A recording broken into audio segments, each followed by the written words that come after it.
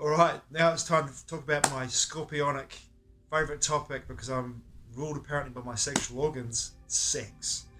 So, for me, I'm going to talk about my own personal experiences here and talk about my own experiences moving through the gnosis of knowledge, the knowledge of my sexual prowess, but also as I move through these tiers of sexual gnosis, knowledge, and prowess, there is a degree of experience I'm going to share with you that will hopefully give you a greater understanding of where I've come to now and where I once was as a young man. And where I am now, basically, in my life, is that this understanding that I gained when I was 25 years old, which was from the video you might have seen before on my YouTube channel, Sri Sathya Sai Baba and Byron Bay. I go into that, tell a story about my experience there in Byron Bay and Maliwamba, my friend Ram's place, where his mother pulled me aside the day after my partner at the time, my lover at the time, Kirsten, and I had had sex the night before, and explained to me the nature of the womb and the power of the womb and the sacred site.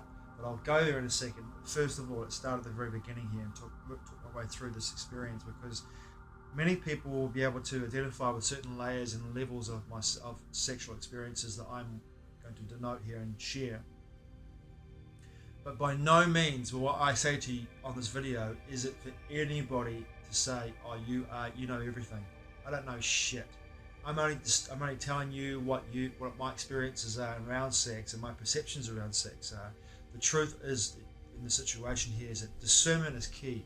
Discernment is key. People need to make up their own minds, and their own hearts, and their own feelings around sexual experiences, and decide what works for them.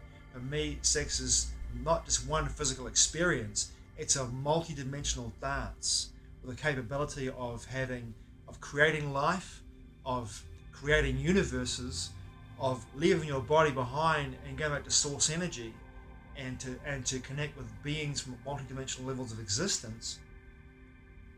Just to name a number of things, I've had experiences that I've had and known in my own personal sexual experiences, and experienced firsthand in my life. I've experienced all those during my sexual experiences, and know them to be, in my truth, to be true. Having said that, I do see in society today the debasement of the sexual experience to a point where people tend to forget it is a sacred dance. People tend to forget when they have sex that there is an energetic entanglement going on when you have sex with somebody, and that energetic entanglement is with you for 3 whole full moons if you choose to be celibate after the experience, to do your best to get the energy out of your etheric body.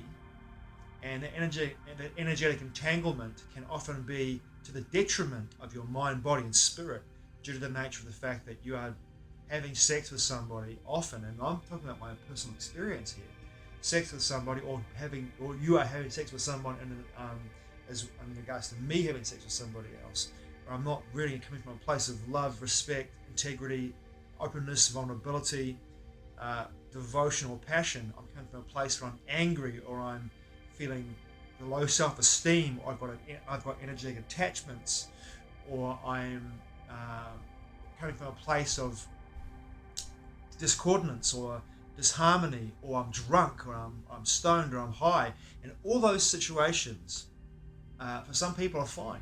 Just an experience. But to me, looking back at all my experiences, and they are a plethora in a sexual manner, I know now in my life, moving forward from where I am now, that those parts of my life are well and truly over. I would never put myself in a situation where I'm sexually active with anyone, in any way, with my past experiences. The ones that I would denote to be detrimental to my mind, body, and spirit, I would never have those experiences ever again. And in this video, I'm going to do my best to go through it's going to be quite a long video, by the way, this one. I'm going to do my best to go through the stages of my life where I got more and more gnosis, more and more knowledge, and more deeper understanding of my sexual prowess as a Scorpio, and also understood what it means to be a sexual being, because I am, after all, in this body. and this body is made to reproduce on some level, reproduce, but also it also has the ability to, through sex, has the ability to channel that energies in ways that you recognize your multidimensional self and your multidimensional abilities, and can utilize that energy for healing, for connection, for out-of-body experiences, for interactions with entities from other parts of the universe, many things. I mean, I've had an experience before where I've left my body completely from my crown chakra, arrived in a flash, like almost instantaneously across the great vastness of space. The vastness of space, which is there's no, and in the end there's no space, there's no vastness. It's all connected anyway. But anyway, and it's all there. It's never there. But this is a whole different story. Fuck, come on. I left my body behind and gone out of my top of my crown chakra and arrived at the Pleiades, looking at the Pleiades, not just the 9 stars or the 7 stars, the entire star cluster, looking at it in space, in the vacuum of space, my awareness there, and have heard the Pleiades, a voice in that star system say to me, while I was having an orgasm, say to me, welcome home. This is an example of my sexual experiences, what I've had when I was having sex. This is the sacred dance of sexuality for me. This is the sacred dance. This is the knowledge, the gnosis of what sex can be for us, and what it can be like if we tune into it in a way that becomes sacred. Take it from the profane into the sacred dance, where it really should be. But society today, the control system, has taken this beautiful sacred dance and made it profane and debased it in a way that disempowers men and women from having the experiences, that heals rather than distorts. And I'm going to do my best to explain in this video my experiences, and once again, discernment is key. My experiences are my experiences. They're not necessarily the truth for anybody or for everybody. They're just my experiences, and this is where I've come to in my life sexually. I'm going to get to a point where I go from my starting point to the end point where I am today. My sexual experiences now and how I choose to have sex moving forward in the rest of my incarnation is very different, and it's going to change. I know it's going to change, as my body gets older and decays even more. I'm 51 now. My experience around sex is going to change even more, and there might come a point in my life where I no longer have sex anymore because I just can't get it up. That's fine too, right? I've had so much of it. Hey, it's great. Great times. So let's start at the beginning.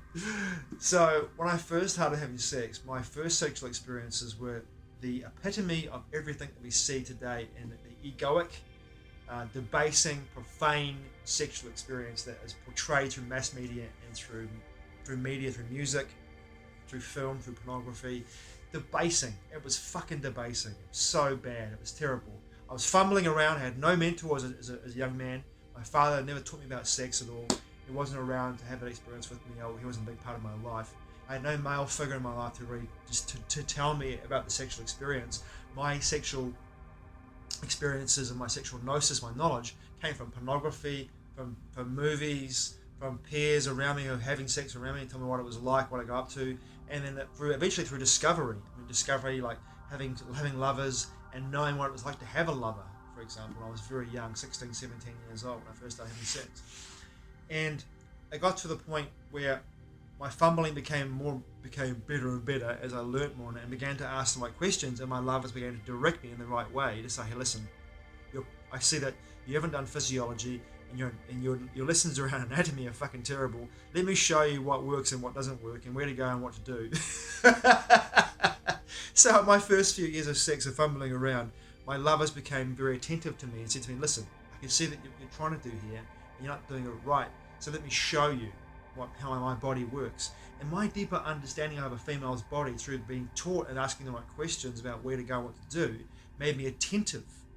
And in that attentive stance, I went from a profane, fumbling nitwit to a bit more of a nitwit, but who knew a little bit more to ask the right questions to find out what women wanted from me in order to give them the pleasure that they wanted from the experience, rather than me being a selfish little narcissistic fuckwit. So I became very attentive in the first few years after I became this fumbling fool, After that, I should say, my early 20s, I became I became very attentive. I became very focused on what my partners needed from me, and in that attentiveness, developed my first level or tier of the sacred dance of sex, to what I know now to be that sacred dance of sex.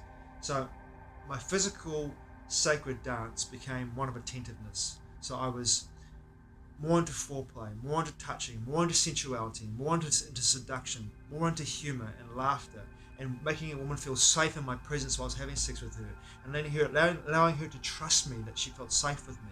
Because when she opened up in that way, when she became more embodied in her body and got out of her head and more into her body, she felt more safe. And in that safety, I felt I could bring to that situation the more attentiveness, ask her the deeper questions, what she wanted from me, what she needed from me.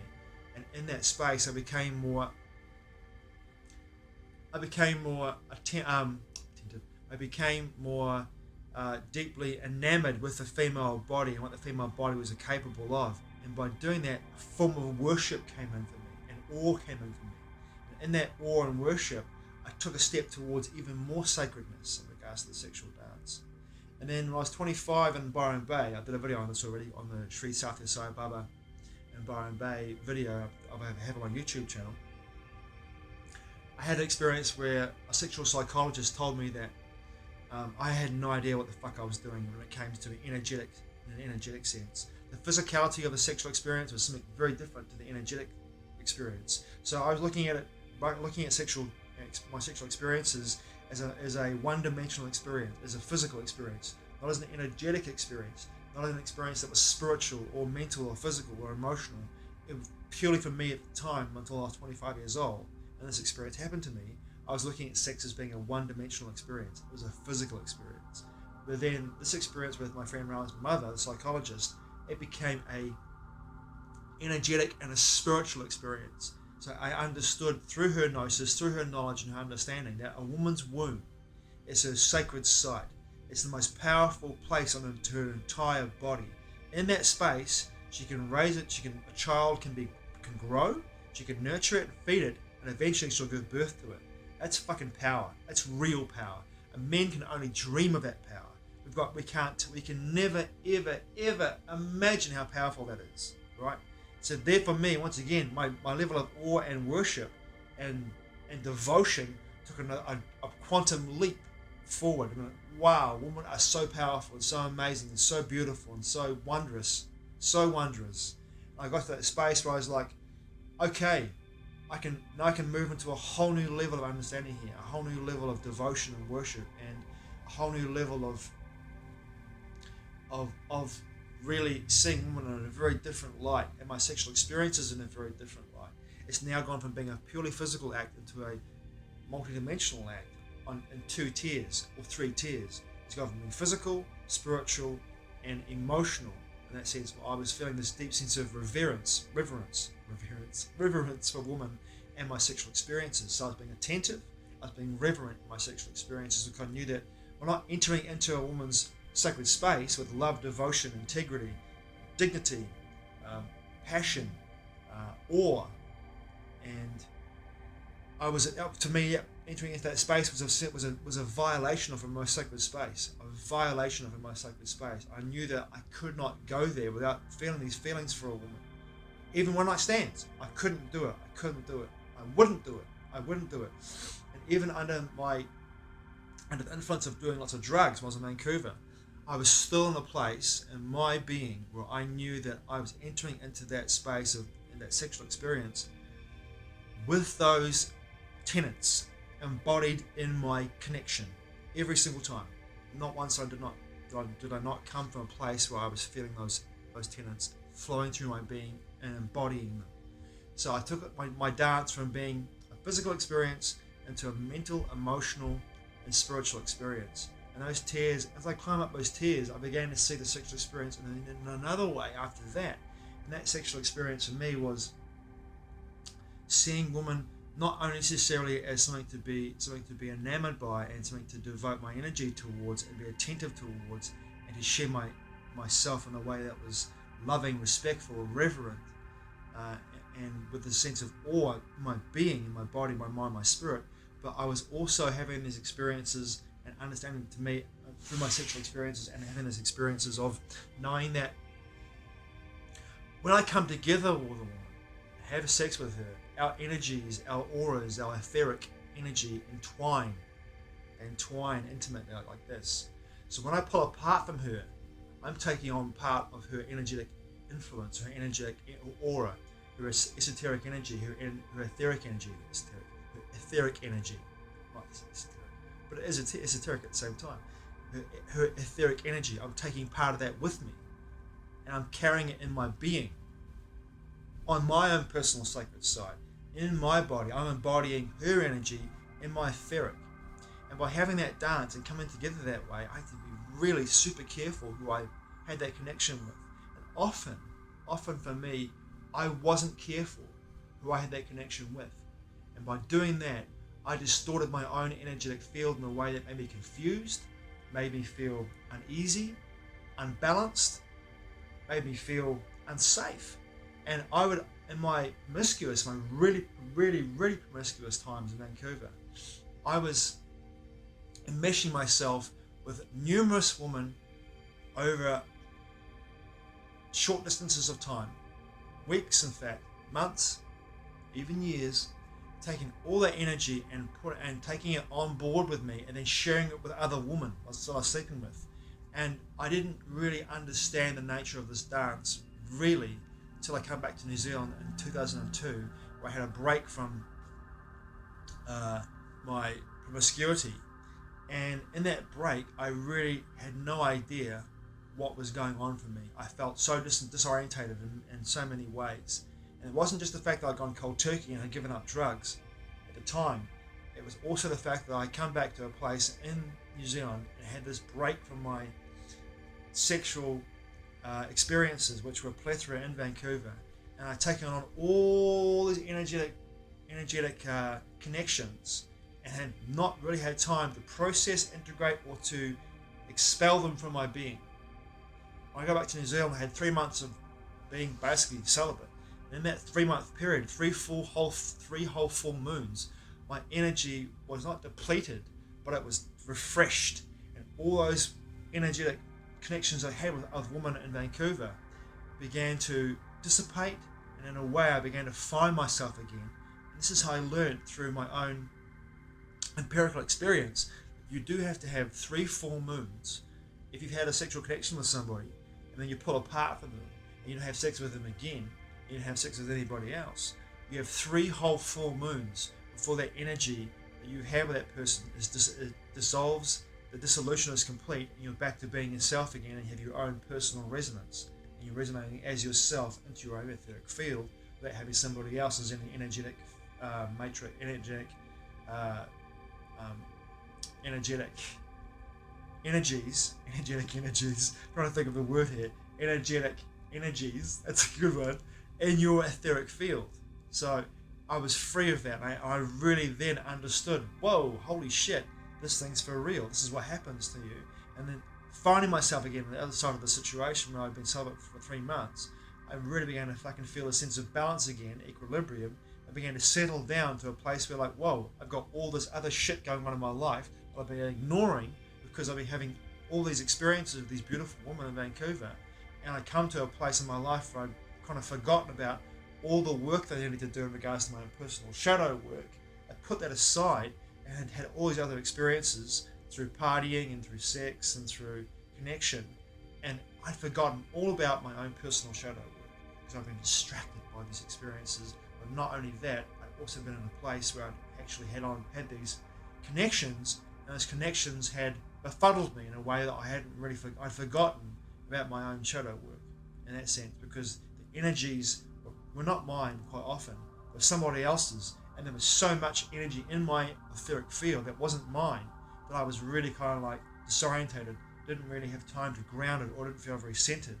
Now, being centered in New Zealand in 2002, 2003, I moved from a very different place in understanding once again. That understanding was, right, I'm going to have this experience. I have to be very wary about who I choose to have this experience with.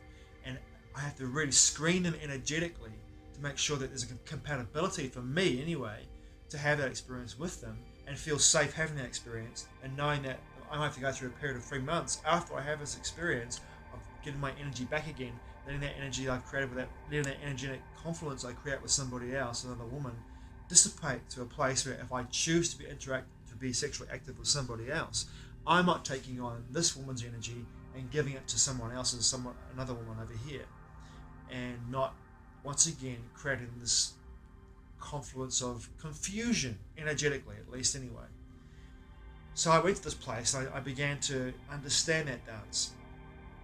Another tear in my gnosis, my knowledge of what sex means to me. And then I discovered through my own personal work, my own shadow work, and it will take me many years to really come to this place, that I began to understand that I never felt really safe outside of the sexual connection. I mean, emotional connection, in that sense that I didn't feel safe in a relationship. So therefore, the sexual connection for me was a very easy dance for me to do, because in that sexual connection, I felt the most freest I could possibly be as a man, as a spirit in a man's body. I felt completely free. I felt free of restraints, free of fear, free of all the conditioning that I had as a child.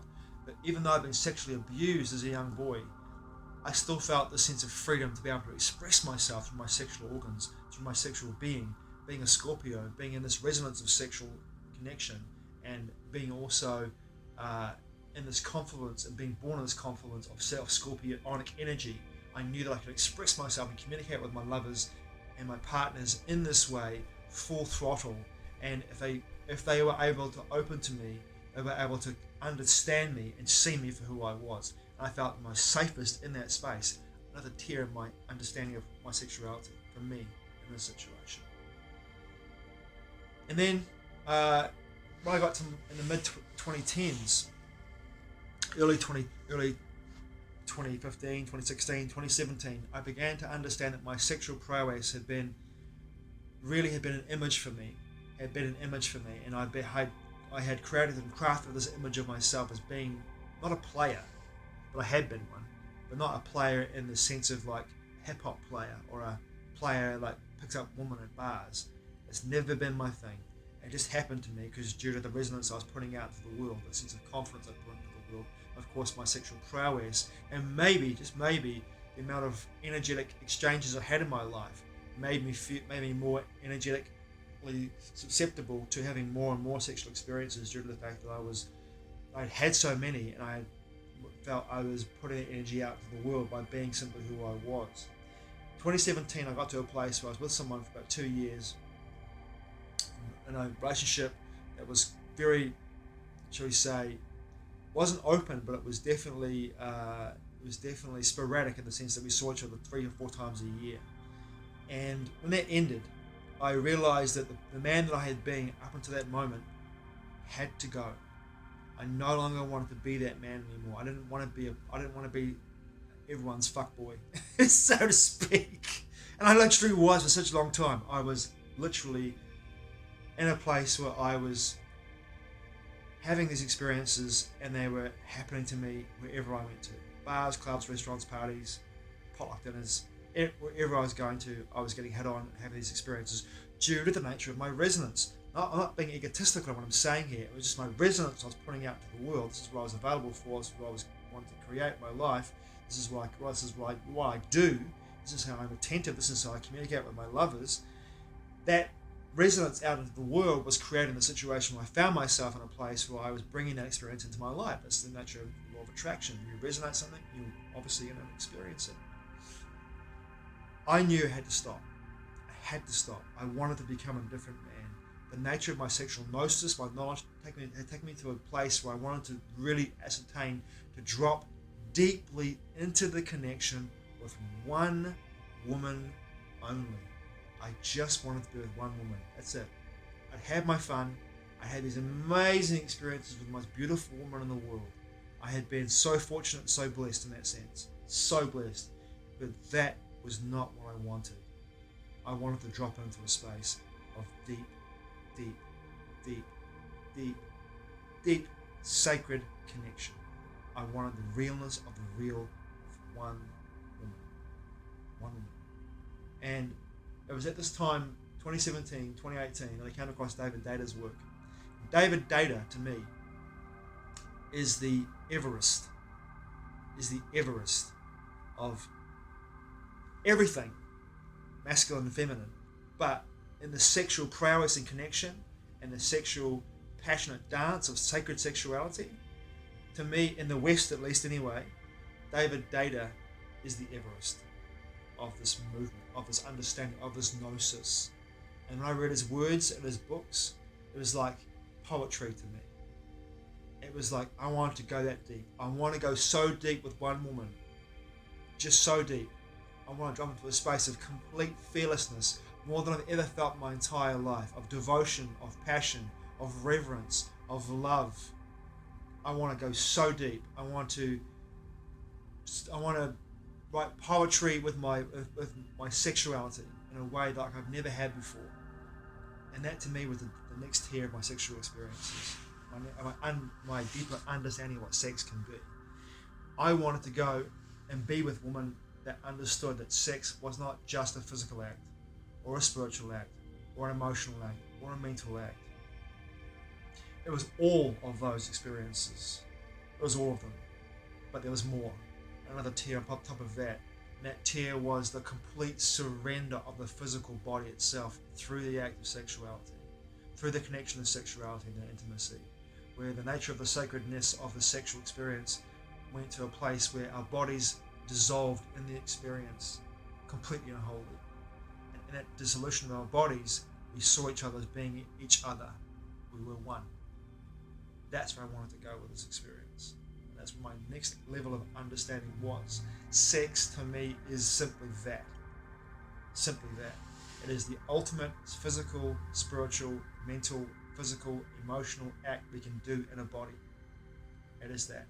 And so therefore for me, sexuality now and sex now is, there's no fucking way I'd ever go back to the life I used to have when it comes to sex. Sex to me is the most sacred dance of my entire life. You know, the essence of what sex is to me now is that I'm so careful, and so deeply disciplined in my choice about who I choose to be sexually active with. There are so many boxes that need to be ticked for me before I have the experience again. And the first one is a whole body fuck yes. A whole body fuck yes. And I have been blessed since my experience back in 2017 of having lovers who understand this, the nature of this concept, of this knowledge, this gnosis, and have joined me in that dance to take our sexual experiences to a whole new level. And I am so grateful for those experiences. It was beautiful when she herself would be that. And now for me, with Jocelyn Deer's information on relationships and on sexuality as well, in regards to the 3-month process of getting to know somebody and seeing all the red flags pop up energetically and also mentally, physically, spiritually. In that connection, I've taken the time, apart from one experience I had this year, at the end of last year, 2022, and this year, 2023, with someone who I had intimate with like that pretty quickly. And what happened for me in that experience was there was a whole body fuck yes. It was never a moment where I felt like it was not going to happen for me. It was not like it was. I was in a place where I needed to go like, whoa, hang on a minute here, this isn't going to work for me. It was like a deep dive right away, and it felt completely like it was. I was dropping into being with somebody who got it, who understood it, who knew it, and it was like, this is not a miracle for me. This is like the universe saying to me, here's someone in your life that gets it, that understands it, who knows it. You and her are a mirror for each other. Enjoy the dance for however long it lasts for you both. And that was a beautiful thing, but it was so fucking rare. And I'm happy that it was so rare because it was so intense at the same time. But for me, moving forward, the 3-month period for me is essential for my safety and my sexual prowess, in the sense that energetic dance that I find myself in now with someone in that way, and being sensitive as I am to the sexual experience and what happens during sex, is that I don't want to be in a situation where I'm having sex with somebody who, and I would not put myself in the situation, who did not understand what this resonance was and what it meant to come from this place in a sexual way.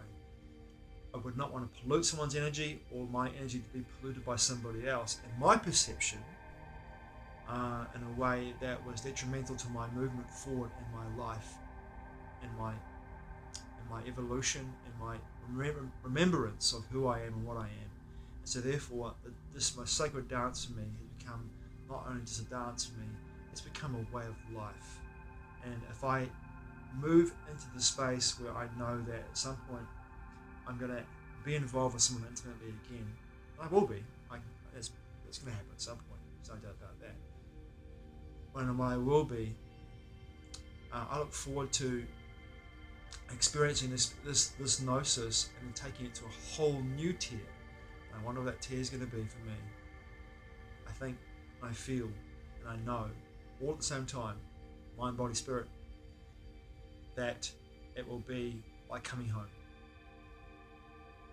Thanks for watching. I truly appreciate it. Mate wa. I'll see you again soon.